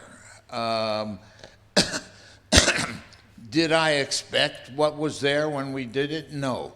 Has it always been a constant amazement to me walking in the space? Is it different than we conceptualize? You bet. But it's always different than what you think and what you draw and what you build. I can only say that it doesn't represent the main thrust of work that I do, because it was a commission and an idea way beyond a building or a part of a city or an idea. It was a very much of a national and international concern that transcended a specific client. It wasn't for anybody, in a sense, but the German people. That's what was always told to me. They didn't want help from other countries to give stone and help. They wanted it to be of the German people. And from what I can gather, it has been a successful idea. So is it me? No. Is it what it's supposed to be? I don't know. But I think it causes a moment of reflection of anybody that goes there, whether they're German or American or whatever. So to me, the unexpected nature of it has always been a source of really energy for my own thinking and my own work.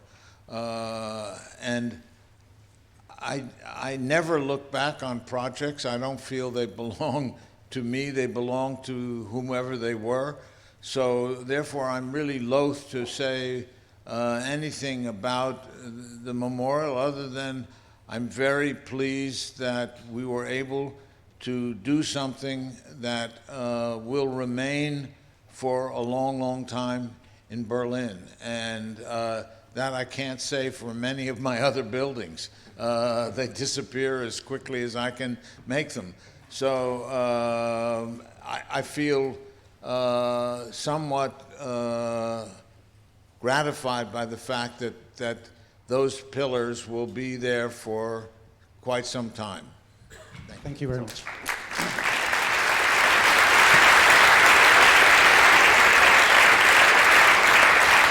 So maybe if you allow one more question from Cecilia. Yes, but then it's finito, and then we go for a drink.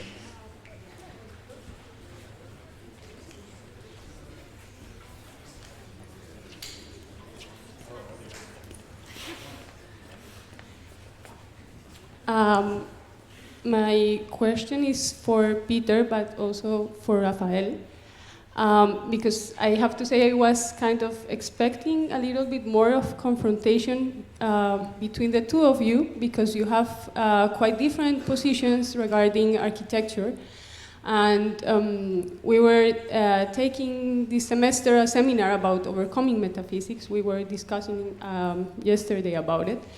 And I would like to take a little bit the discussion about postmodern, and also the subtitle of the conference, for to ask to both of you to reply to the other why you disagree with the other position about the role of history in architecture, because I have the idea that you have really different positions about what history in architecture is and the role that it plays, and that you disagree about this topic, and I would like that you reply to each other, maybe why you don't agree to each other about this. First, if there's one thing that Rafa and I think, don't disagree, is about the role of history in architecture. I would think we both believe very strongly that history is a part of whatever it is that we do. I know that Rafael, from his time at the Spanish Academy in Rome, was greatly affected by the history of the place, Rome, and this particular site that he was at, and is reflected in his work. I would hope that since the only things I teach at the university where I teach are a seminar on Renaissance building from Brunelleschi to Piranesi, and the last book I wrote was on Palladio.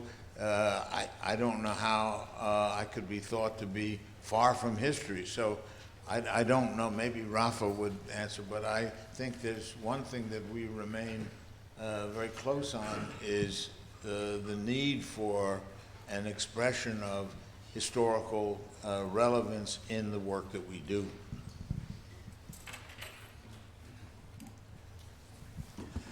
I have the impression that in this moment it is very difficult. Don't believe that all architectural history is gravitating on what we do. In this very moment, it would be difficult to say that we are inventing, because even when we try to do something that could be considered as new, but probably is very much the reaction, or the answer, or something that was to complete, or just speak with the others, with the building with you, with the work of art that you do, to this whole architectural history where every building has its own location. There are buildings that actually could be considered as a member more of a species of building that you know, and very rarely you are perhaps able to do something unexpected. But in the meanwhile, you should think that indeed you were trying to, because you can't work any other way than just thinking in how things were. Even when you enter a new technique in construction, in the building industry, you think about how to be adjusted to the world of images that you have. We don't work with elements that are stable. We need to believe that whatever you do have something of newness, and then you should think how this newness is the result of this heritage you have received behind. I don't speak of memory of as much as of something that indeed gravitates on ourselves. I would like, I'm sorry to make a quote now, just read the book of Kurt on Schinkel, and I like from the book the fact that he's telling things about Schinkel, just offering the panorama of the people that were behind, which were the science, which were the kind of divertiments, the kind of, let's say, new techniques of representing the cities in the dioramas, which were the figures and the help, the friends that he has, how we would be able to make the history of whatever contemporary architect is speaking about that. I think that is what actually at the end allows to think that architects uphold by this broad, let's say, society that gave meaning what they do is something that we very much feel as missing in our days practice, and that is something that perhaps the ability is to find out the right scale on your work where you think that what you do still have meaning for somebody. I don't know whether that happens whatever architecture is done today. When it seems that to answer, it seems that great architecture studios, offices are today true factories of producing designs to be going to in construction, and then therefore to find out where you feel adequate and happy is what I will recommend to whoever is entering the profession just now. And let me finish. Okay, so thank you very much. We are at the end of the event.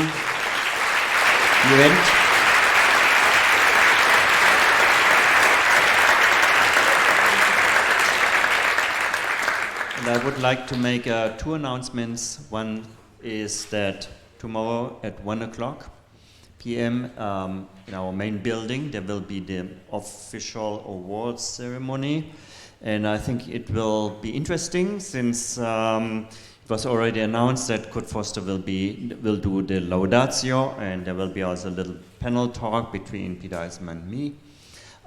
So you are all invited. And the second one, we prepared something out there, some drinks for you, and a chance maybe also to talk to the protagonists here on the panel, and maybe also to among yourself. Okay, so thank you very much, and enjoy your drinks.